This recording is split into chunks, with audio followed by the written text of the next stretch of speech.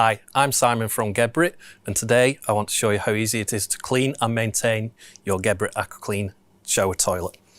I'm going to start with the remote control, and if I press and hold the plus button and the silver button together, what you'll notice is the wash arm will extend with no water.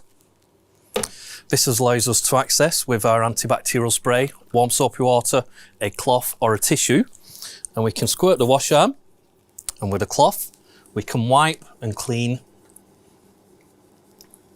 Once we've done, and if I return to the remote control, press the big silver button once, the wash arm will retract and the dryer will extend.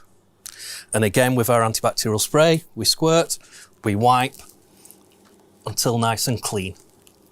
I'm going to press the washer button one more time,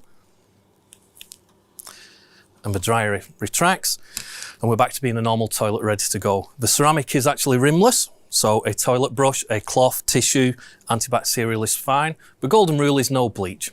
Many thanks for watching. Bye.